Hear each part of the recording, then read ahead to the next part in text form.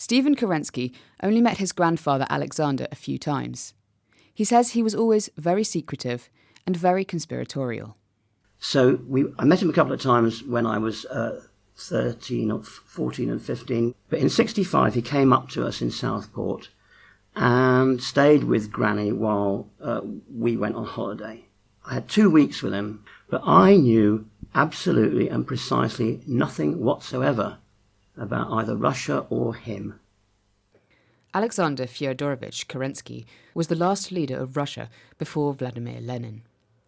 In July 1917, he became head of the Provisional Government, which ruled Russia between March and November, when the Bolsheviks seized power. Unable to marshal enough military support to stop Lenin and Trotsky, Kerensky went into hiding. In May 1918, he fled Russia and lived in exile for the rest of his life. Kerensky was much maligned by the communist Soviet regime in the years that followed, accused of being in cahoots with right-wing agitators who had tried to stop the revolution in its tracks, and of taking up residence amid the opulence of the Winter Palace. And he's not been treated kindly by historians either, who have suggested that Kerensky failed to take the kind of decisive measures that might have helped to enforce the authority of the provisional government. He has been called naive and weak, and criticised for the decisions he made during the crucial summer of 1917, before the revolution in November. But some historians are now open to reappraising Kerensky's legacy. One of them is Professor Mike Hughes, head of the history department at Lancaster University. He knows Kerensky's grandson, who has spent the last 20 years trying to rehabilitate his grandfather's legacy. I went up to Lancaster, where Mike agreed to talk with Stephen for the anthill. Here's Mike. I think one problem is that in the school books, Alexander Kerensky suddenly appears in 1917. He becomes Prime Minister of the Provisional Government. And people talk about his enormous popularity in the army and indeed among some of the sort of the streets, the mood of Petrograd, the Russian capital. But I want to go back before that about where Kerensky came from, what his background was, and why, in a sense, he was able to command widespread popularity throughout much of 1917. This is really the nub of one of the nubs of the denigration of this man. He was a lawyer, graduated in 1905. His father had been Lenin's school teacher, and his grandfather had been a priest who left the priesthood to become a teacher. So between 1905 and 1917, most of his time, a bit less towards the end when he was in the Duma, most of his time was spent all over Russia defending the poor and the oppressed, i.e. mainly peasants, from the injustices of the Romanov dynasty. Now, this is vitally important for two reasons. Firstly, he discovered in a precise legal way exactly what the faults of the system were, and in a more emotional way, he discovered what the people wanted done about it. And not only that, but he also knew how to speak to them, and hence the rather emotional and probably over-emotional style of some of his speeches. A member of the Trudovik Party, essentially the Labour Party, Kerensky was elected to the Duma, the Russian parliament, in 1912, just a few years after its creation by the Tsar Nicholas II, following an uprising in 1905. After Nicholas was overthrown in March 1917, Kerensky held a series of posts in the Provisional Government, first as Minister of Justice, then Minister of War, and finally becoming Prime Minister in July 1917. He was also Vice-Chairman of the Petrograd Soviet of Workers' and Soldiers' Deputies, which went on to play a key role in November's Bolshevik Revolution. In a way, Kerensky is both praised and damned for his personality in 1917. On the one hand, he's the charismatic figure, the man who tours the army, the man who could have mobilized the masses. On the other hand, he's seen as the empty vessel, the talker who could do nothing, perhaps a man who wants to be Bonaparte and when he becomes Prime Minister sit in the Winter Palace and control it. It's folly to think you can ever sum up a personality in a few words, but thinking both actually from your own, your meetings with your grandfather, but more generally from your reading of history, can you give me some sense of how you view his personality? He was really, I mean, how many people have we ever met, any of us here, who have earned the love of a huge nation? And Gennady Hippias, the poet, called him the first love of the revolution. And he was. And there were storms of applause and wild cheering wherever he went at the beginning of the time of the provisional government. But he was also formidable. He was a little bit intimidating. He had a very commanding personality. Now, I put it to anybody who's thinking about this. Would you want a vain, hysterical, dithering nitwit to be your defence lawyer if you were taking on the Tsar's courts? Would you? And do you think such a person would get anywhere at it? Well, I don't. Not for 1 second. I don't see how the two things don't fit. There's another thing that's never mentioned. In April of 1916, Kerensky went to Sweden and had a kidney removed. Right? And therefore, he was on intravenous morphine all through the revolutionary period. Now, I don't know if you've ever tried intravenous morphine, but one of the things it does, it alters your personality. And it does make you more variable in your moods. Two events in the lead-up to November 1917 are central to understanding Kerensky's legacy. The first is known as the July Days. Here's Mike again to explain. This is when some rank-and-file Bolsheviks try to, it seems, effectively seize power. Lenin is taken by surprise. He's not in charge of that, and he sort of tags along with it. It fails.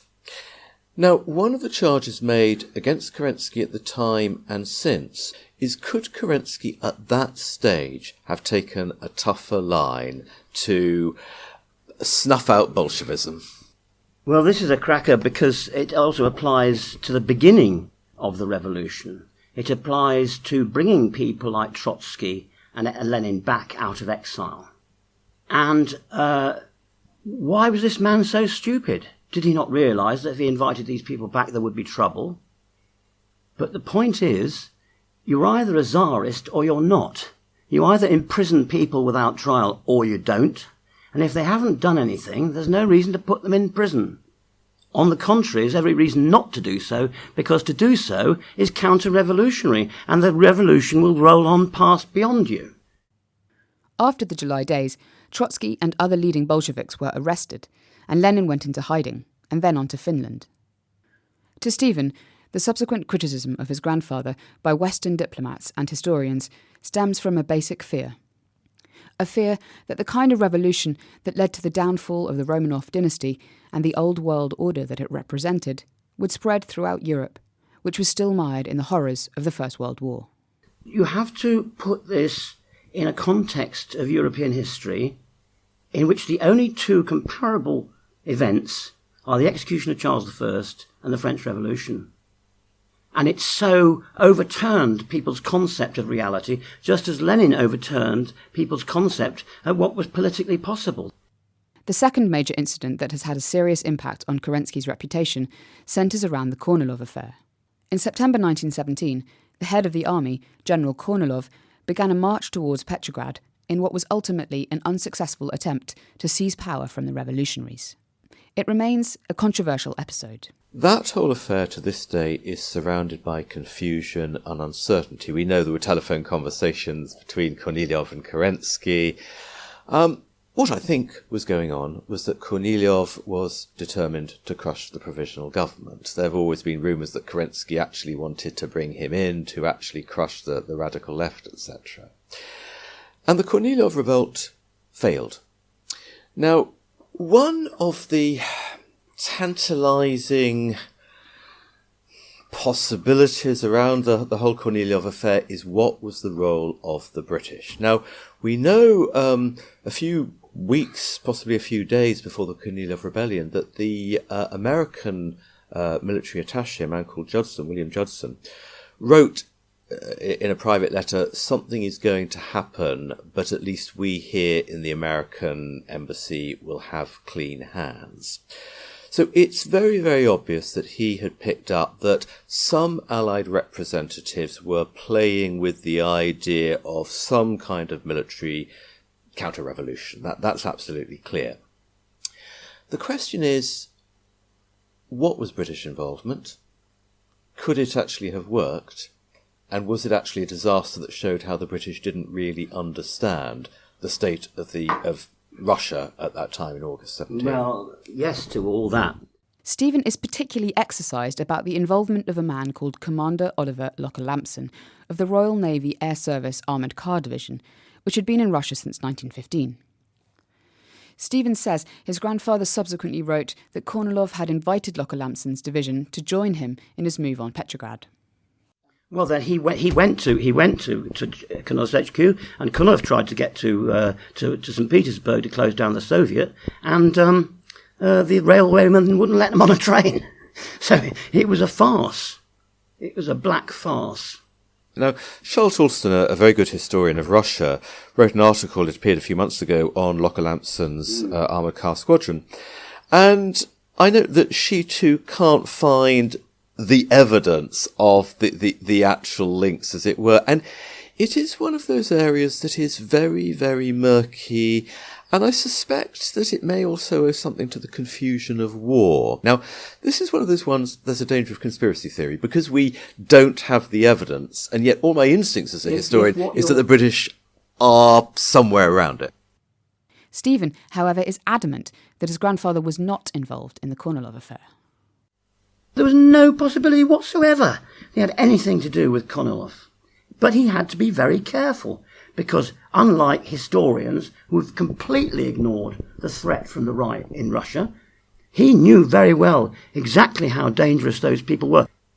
After the failure of Kornilov's coup, Kerensky agreed to release Trotsky and other leading Bolsheviks from prison, eventually prompting Lenin to return to Petrograd. I wonder, in a sense, if it is the Kornilov rebellion, which in some ways is a fairly random act of history, but it is absolutely fundamental in changing your grandfather's reputation. I would agree unfairly, because it has him denigrated from both the left and the right, which is perhaps always the fate of those who are trying to pursue something close to a middle course. The thing is that they hated him for his revolutionary views. They regarded him as the author of disorder. He was responsible, as far as they were concerned, for all the chaos in Russia. When he died in a hospital in New York in 1970, the staff there were nurses of Russian origin, and they refused to touch him, an 89-year-old man dying of cancer and shingles.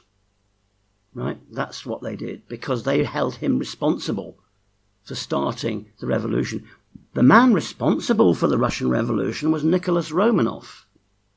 It is very clear that by September 1917 there is a kind of vacuum of power, that Kerensky has been wounded by the Kornilov affair even though he wasn't responsible for it, that the left are presenting a particular view of him, that Allied ambassadors are putting impossible demands on him that he can't possibly meet. Do you think by then the Bolshevik Revolution is inevitable? Could anyone have stopped it? Well, I think probably could have done, but there was no focal point to form a resistance around. And the shock and the horror of these people who would stand around in groups intimidating you as you walk past them on the street. And if they let you go, they made sure that you realised that the next time you might not be so lucky. And if that was the case, there would be no limit to what they wouldn't do to you. And that's what did it. That was what won it for the Bolsheviks, really. After the tumult of November 1917, Russia descended into civil war.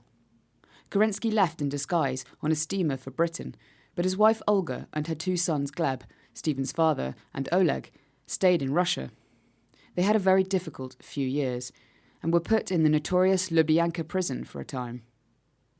Olga then narrowly escaped from Russia with the two boys in 1920, through Estonia to Sweden and on to Britain. She and Kerensky eventually divorced in 1939. And then she was in the Blitz in London and wouldn't go down the shelters, was in a top floor flat and the roof was blown off twice. And then she came to us, and she was, well, I don't know, I can't begin to describe her.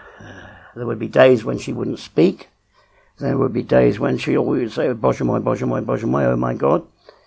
And she treated my father in particular with a venom containing all the rolled up pain and misery of her life. Stephen is clearly emotional when remembering his grandmother's life. She died in 1975 in her sleep, a few years after her ex-husband. Her two sons had successful lives in the UK, and both of them ended up as engineers. As for Kerensky, the former Prime Minister, he spent the decades in between the two world wars, in between Paris and London. In 1940, the year after he and Olga divorced, he remarried and went to live for a time with his new wife in Australia. When she died in 1946, he went to the US, where he wrote and lectured. It's only in Britain that Kerensky is treated with utter contempt. They're very fond of him, actually, in France and Italy and Germany and Spain, and also in America, where he was put up, this Russian Revolution was put up in a New York brownstone near Central Park by a Republican senator and his wife. Kerensky was often very short of money. When in the US, he went to Stanford University to work on a large collection of papers there relating to the provisional government. He had to get a job as a library assistant to pay his way. That's how well off he was. That's how many millions he had salted away in Swiss bank accounts that he's been accused of.